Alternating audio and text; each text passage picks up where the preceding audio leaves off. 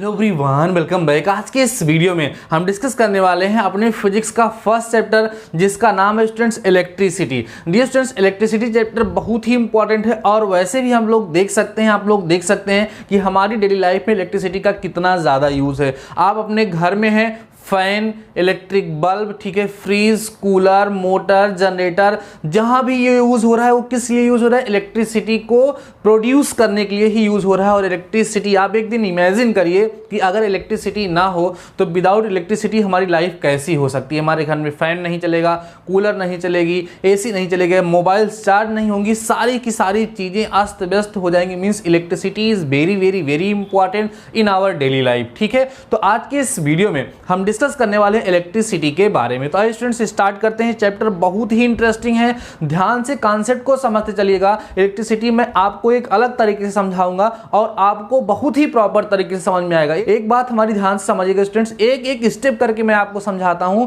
उन सारे कॉन्सेप्ट को समझें और उनके बेस पे क्या करें, आप एक शॉर्ट नोट आपकी प्रिपेयर करते चलें। ठीक है, उसके बाद चैप्टर को कंप्लीट होने के बाद मैं खुद से हैंड रिटन नोट्स आप लोगों को प्रोवाइड कराऊंगा। तो आइए स्टूडेंट्स स्टार्ट करते हैं अपना चैप्टर फर्स्ट जो फिजिक्स का है, जिसका नाम है स्टूडेंट्स इलेक्ट्रिसिटी। ठीक है, चलो ठीक है भाई, हमारा फर्स्ट चैप्टर क्या है? इलेक्ट्रिसिटी। किसका है स्टूडेंट्स? ये फिजिक्स का है।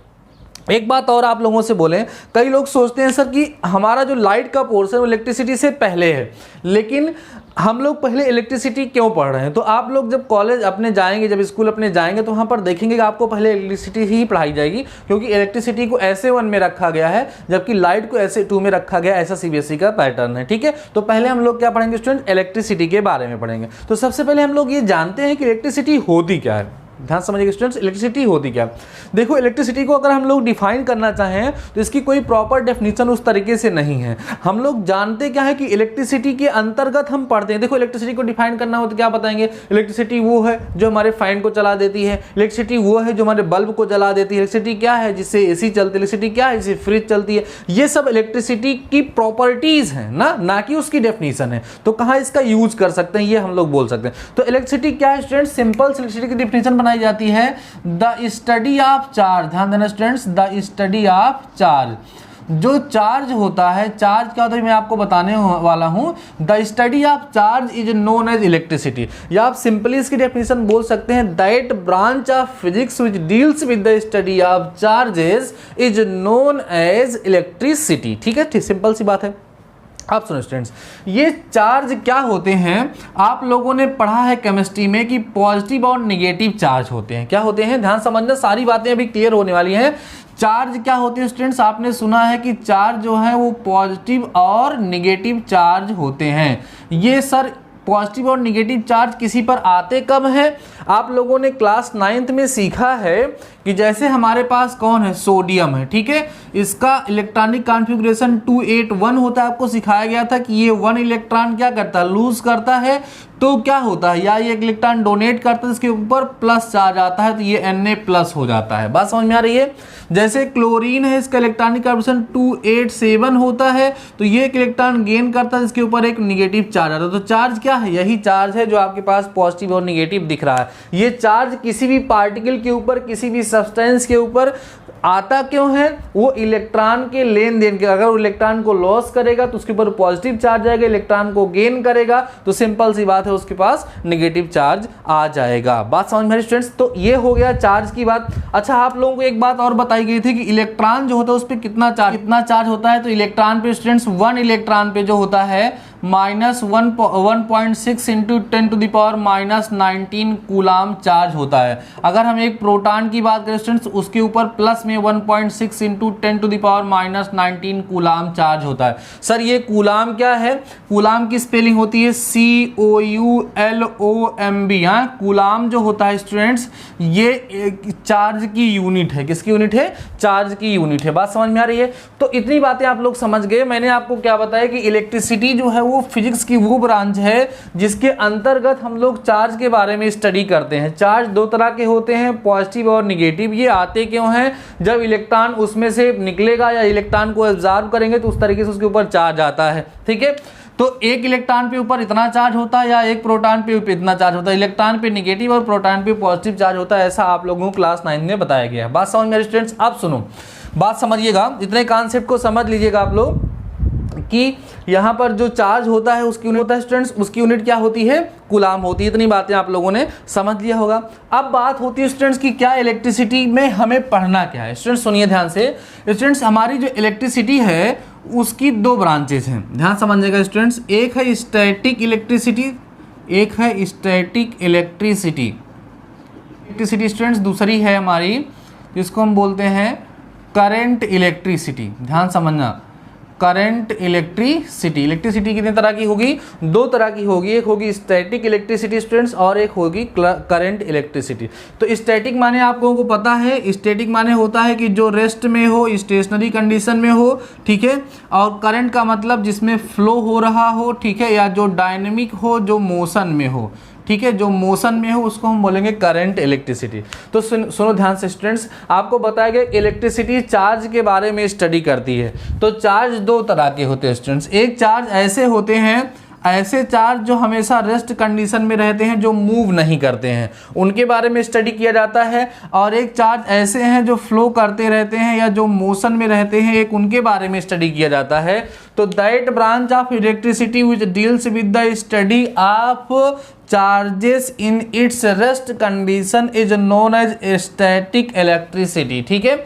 और करंट इलेक्ट्रिसिटी क्या होगी, that branch of electricity which deals with the study of flowing charges is known as current electricity, ठीक है स्टूडेंट्स। अब आप बोलोगे सर कोई एग्जांपल बताइए जहां पर हम लोग स्टैटिक इलेक्ट्रिसिटी और करंट इलेक्ट्रिसिटी को प्रॉपर तरीके से समझ सकें। स्टूडेंट्स आप एक नॉर्मल सा और सिंपल सा एग्जांपल समझिएगा। आपके पास आपकी स्केल होगी, और स्केल किसकी होगी, जो आयरन वाली स्केल होती है या स्टील वाली, उसकी बात मैं नहीं कर रहा हूं। आपके पास जो प्लास्टिक की स्केल होगी उसको आप क्या करिएगा, अपने बाल में ऐसे रब करिएगा। उसको रब करने के बाद सामने आप छोटे छोटे कागज के टुकड़े तोड़ करके ऐसे रख, जब आप उस स्केल को अपने बालों पर रब करोगे, रब करने के बाद उस कागज के टुकड़े के पास लेकर के जाओगे तो आप देखोगे तो वो उस कागज के टुकड़े को अट्रैक्ट करेगा। अट्रैक्ट क्यों कर रहा है, सिंपल सी बात है कि वो जो स्केल है उसमें चार्ज पार्टिकल्स आ गए हैं। स्टूडेंट्स वो चार्ज पार्टिकल आए कहां से, वो चार्ज पार्टिकल आए कहां से, जब हम उस स्केल को अपने बालों पर रब करते हैं तो इस बालों पर हमारे जो इलेक्ट्रॉन्स होते हैं वो जंप कर जाते हैं किसके ऊपर, स्केल के ऊपर, और स्केल पर नेगेटिव चार्ज आता है। इसलिए वो यहाँ पर जो भी यहाँ पर जो कागज के टुकड़े रखे होंगे उसमें जो पॉजिटिवली चार्ज एटम होंगे, क्योंकि आपको पता है कि संसार में जो भी चीजें हैं सब एटम हैं, सब मैटर हैं, सब में एटम है, तो उसमें जो पॉजिटिवली चार्ज होते हैं उसको वो क्या करती है, अट्रैक्ट करती है। तो स्टूडेंट्स जब कभी भी स्केल, जैसे स्केल है इस पे सपोज कर लिए इलेक्ट्रॉन आ गए, ठीक है, नेगेटिवली चार्ज ये हो गया, तो इसमें जो इलेक्ट्रॉन्स होते हैं वो फ्लो नहीं करते हैं, जहां पर हैं उसी रेस्ट कंडीशन में बने हुए होते हैं। इसीलिए यह जो है इसको हम लोग स्टडी करते हैं किस में, स्टैटिक इलेक्ट्रिसिटी के अंतर्गत इसको हम लोग पढ़ते हैं। बात समझ में आ रही है, क्लियर हो गई बात ना। एक बात और ध्यान रखिएगा स्टूडेंट्स, जब आप लोग कभी भी एक स्टील की स्केल को बाल पर रब करेंगे तो वहां पर ये कंडीशन देखने को आप लोगों को नहीं मिलेगी। उसका रीजन क्या है सर, उसका रीजन ये स्टूडेंट्स कि यहाँ पर दो कॉन्सेप्ट यूज होते हैं, एक का नाम होता है कंडक्टर, एक है कंडक्टर स्टूडेंट्स, और एक है इंसुलेटर, ठीक है, एक है कंडक्टर और एक है इंसुलेटर। तो हमारी जो स्टील की स्केल है ना वो क्या है, कंडक्टर है, जबकि जो हमारी प्लास्टिक की स्केल है ना वो क्या है, इंसुलेटर है, ठीक है। कंडक्टर क्या होता है सर, इंसुलेटर क्या होता है, देखो ऐसे ऑब्जेक्ट्स, ठीक है, ऐसे मटेरियल जो अपने में से इलेक्ट्रिसिटी को फ्लो करने देते हैं, या दूसरे लैंग्वेज में हम कह सकते हैं जिसमें से इलेक्ट्रिसिटी फ्लो कर सकती है उसको कंडक्टर कहा जाता है, और जिसमें से इलेक्ट्रिसिटी फ्लो नहीं कर सकती है उसको इंसुलेटर कहा जाता है, ठीक है। जैसे कंडक्टर क्या है, स्टील है, आयरन है, कॉपर है, ठीक है, अप्रॉक्सीमेटली सभी के सभी मेटल जो होते हैं वो कंडक्टर होते हैं। इंसुलेटर क्या है, इंसुलेटर में प्लास्टिक है, ठीक है, जैसे मिट्टी है, बात समझ में आ रही ना, जैसे रबर है, ये सब क्या है, इंसुलेटर है। तो जब कभी भी चार्ज आएगा इंसुलेटर पे, तो क्योंकि इंसुलेटर में से वो चार्ज फ्लो तो कर नहीं पाएगा, इसलिए वो स्टैटिक कंडीशन में होगा, तो वो जो पढ़ा जाएगा किसके अंदर पढ़ा जाएगा, स्टैटिक इलेक्ट्रिसिटी के अंतर्गत पढ़ा जाएगा। और करंट इलेक्ट्रिसिटी क्या होते हैं, करंट इलेक्ट्रिसिटी का मतलब ये है कि जब कभी भी कोई हमारे पास क्या होगा स्टूडेंट्स, कंडक्टर होगा, और कंडक्टर में जब इलेक्ट्रिसिटी आएगी तो हमेशा फ्लो करेगी, उसमें चार्ज हमेशा फ्लो करेंगे, वो रुकेंगे नहीं। तो ये जहां पढ़ा जाता है उसको हम बोलते हैं करंट इलेक्ट्रिसिटी। ठीक है स्टूडेंट्स, तो अभी हमें अपने क्लास 10th के सिलेबस में इस स्टैटिक इलेक्ट्रिसिटी को नहीं पढ़ना है। क्लास 10th के सिलेबस में स्टूडेंट्स हम लोग डिस्कस करें किसके बारे में, करंट इलेक्ट्रिसिटी के बारे में हम लोग डिस्कस करने वाले हैं। बात समझ में आ गई होंगी आप लोगों को। अभी तक हमने आपको बताया कि इलेक्ट्रिसिटी क्या है। इलेक्ट्रिसिटी फिजिक्स की वो ब्रांच है जिसके अंतर्गत हम लोग चार्ज के बारे में स्टडी करते हैं। चार्ज क्या है, किसी भी एटम की एक प्रॉपर्टी है। चार्ज दो तरह के होते हैं, पॉजिटिव चार्ज और निगेटिव चार्ज। ये आते क्यों हैं, इलेक्ट्रॉन के ठीक है, इलेक्ट्रॉन के लूज और गेन के कारण हम उसके ऊपर क्या आ जाता है, चार्ज आ जाता है। फिर मैंने आपको बताया इलेक्ट्रिसिटी की दो ब्रांच होती हैं कि स्टैटिक इलेक्ट्रिसिटी और करंट इलेक्ट्रिसिटी। स्टैटिक इलेक्ट्रिसिटी वो इलेक्ट्रिसिटी है जिसके अंतर्गत हम लोग चार्ज को उसकी रेस्ट कंडीशन पर डिस्कस करते हैं, स्टडी करते हैं। करंट इलेक्ट्रिसिटी, ठीक है, करंट इलेक्ट्रिसिटी की वो ब्रांच है इसके अंतर्गत हम लोग फ्लोइंग चार्ज के बारे में स्टडी करते हैं, उसी को हम करंट इलेक्ट्रिसिटी कहते हैं। जनरली जो स्टैटिक इलेक्ट्रिसिटी है वो कहाँ देखने को मिल गई, इंसुलेटर में, ठीक है, और जबकि करंट इलेक्ट्रिसिटी जो है स्टूडेंट्स वो कहाँ देखने के लिए मिलती है हमें, कंडक्टर में। ठीक है, मैंने आपको बता दिया इंसुलेटर क्या होता है, कंडक्टर क्या होता है। कंडक्टर क्या होते हैं, दो substance which allow to pass electric charges या electric current in it is known as conductor. ठीक है, but the substances which does not allows to pass any electric charge और electric current in it is known as insulator. इस तरीके से आप definition इसकी लिख सकते हैं। स्टूडेंट्स बात समझ में आ गई। तो अब हम लोग स्टूडेंट्स थोड़ा सा डिटेलिंग करने वाले हैं चार्ज के बारे में, क्योंकि आपको पता है कि इलेक्ट्रिसिटी में हम लोग केवल चार्ज के बारे में ही स्टडी करने वाले हैं। तो हम लोग देखते हैं कि चार्ज होता क्या है। देखो स्टूडेंट्स, चार्ज क्या है, चार्ज को सिंपल सा मैं बोलता हूं कि charge is property of any atom. किसी भी एटम की प्रॉपर्टी, कैसी प्रॉपर्टी है, जब इलेक्ट्रॉन को एक्सेप्ट करेगा तो नेगेटिव चार्ज आएगा, इलेक्ट्रॉन को डोनेट करेगा तो कैसा चार्ज आएगा, पॉजिटिव चार्ज आ जाएगा। ठीक है स्टूडेंट्स, तो हमारे जो ये चार्जेस होते हैं ये टू टाइप्स के होते हैं। ध्यान समझिए स्टूडेंट्स, चार्ज कितने टाइप्स के होते हैं, टू टाइप्स के। कौन कौन से, पॉजिटिव चार्ज, ध्यान देना स्टूडेंट्स, पॉजिटिव चार्ज, और क्या बोलते हैं इसको हम लोग, दूसरे को बोलते हैं स्टूडेंट्स नेगेटिव चार्ज। क्लियर है बात ना। चार्ज टू टाइप्स के होंगे, पॉजिटिव चार्ज और नेगेटिव चार्ज। अब ये जो पॉजिटिव और नेगेटिव चार्ज होते हैं स्टूडेंट्स, इनकी प्रॉपर्टीज होती है। ठीक है, तो यहाँ पर मैं बोलता हूँ कि लाइक चार्जेस रिपेल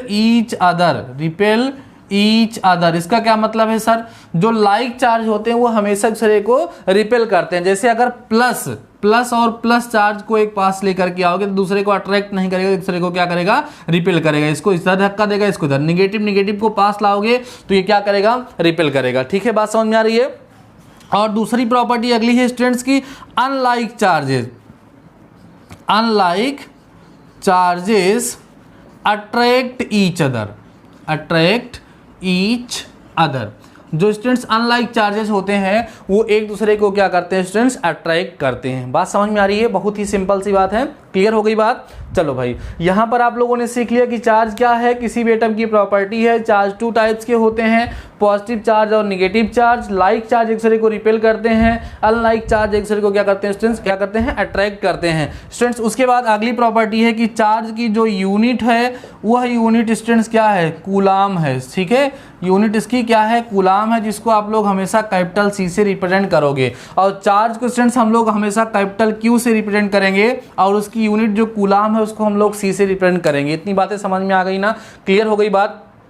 अब बात समझते हैं हम लोग कि स्टूडेंट्स एक कूलाम में कितने इलेक्ट्रॉन्स होते हैं। बात समझिएगा, या आप कह सकते हैं कि किसी भी एटम पे कितना चार्ज होगा या किसी भी सब्सटेंस पे कितना चार्ज होगा, ये हम लोग किस तरीके से कैलकुलेट करेंगे। बात समझ में आ रही है। देखो स्टूडेंट्स, बहुत ही इंपॉर्टेंट डिस्कशन हम आपके साथ अब करने वाले हैं, और इससे आपको बहुत ही इंपॉर्टेंट फार्मूला भी मिलने वाला है जिसका यूज करके हम लोग न्यूमेरिकल्स सॉल्व करते हैं। ठीक है स्टूडेंट्स, तो सुनो, सपोज कर लीजिए कि हमारे पास ये कोई एटम है, ये कोई क्या है स्टूडेंट्स, एटम है, और इसमें इलेक्ट्रॉन्स है कितने, n इलेक्ट्रॉन्स है।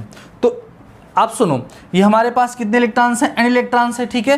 तो क्या हम कह सकते हैं इस पे जो टोटल चार्ज होगा वो एक इलेक्ट्रॉन पे जो चार्ज होता है इनटू नंबर ऑफ इलेक्ट्रॉन्स के इक्वल होगा कि नहीं होगा। बात समझिए, हमने क्या किया, बोला कि हमारे पास एक सब्सटेंस है, इस पे कुल कितना चार्ज है ये हम जानना चाहते हैं। तो कैसे पता चलेगा इसमें कितने इलेक्ट्रॉन्स हैं, क्योंकि एक इलेक्ट्रॉन का जो चार्ज होगा उसको नंबर ऑफ इलेक्ट्रॉन से मल्टीप्लाई कर दोगे तो उस पर जितना भी टोटल चार्ज होगा वो हमें पता चल जाएगा। तो Q is equal to N E हमारे पास एक फार्मूला है। Q क्या है, चार्ज है, N क्या है, नंबर ऑफ इलेक्ट्रॉन्स हैं, E क्या है, चार्ज ऑन वन इलेक्ट्रॉन है, ठीक है स्टूडेंट्स। यहाँ पर इसको फाइनली हम फार्मूला लिखते हैं, Q is equal to N into 1.6 into 10⁻⁻19 coulomb, ठीक है। ये हमारे पास एक बहुत ही प्रॉपर फार्मूला, बहुत ही इंपॉर्टेंट फार्मूला रिजल्ट है और आगे चल के इसको एज अ न्यूमेरिकल भी हम लोग यूज करते हैं। तो आज के इस वीडियो में स्टूडेंट्स आप लोगों ने ये सीखा है कि इलेक्ट्रिसिटी क्या होती है, इलेक्ट्रिसिटी के अंदर आप लोग क्या चीजें पढ़ते हैं, कैसे क्या होता है, एक प्रॉपर तरीका आप लोगों ने यहाँ पर सीख लिया है। तो आज के इस वीडियो में बताई गई सारी की सारी बातों को आप लोग समझ लें स्टूडेंट्स और आप लोग नोट्स बनाना स्टार्ट कर दें। नोट्स बनाने के बाद मुझे कमेंट सेक्शन में बता दीजिएगा कि सर मेरी नोट्स प्रिपेयर हो गई है यहाँ तक, ठीक है स्टूडेंट्स। उसके बाद फिर हम लोग नेक्स्ट वीडियो में इसके आगे डिस्कस करने वाले हैं। तो आज के इस वीडियो में बस इतना स्टूडेंट्स, मिलते हैं नेक्स्ट वीडियो के साथ, तब तक अपना ख्याल रखिए।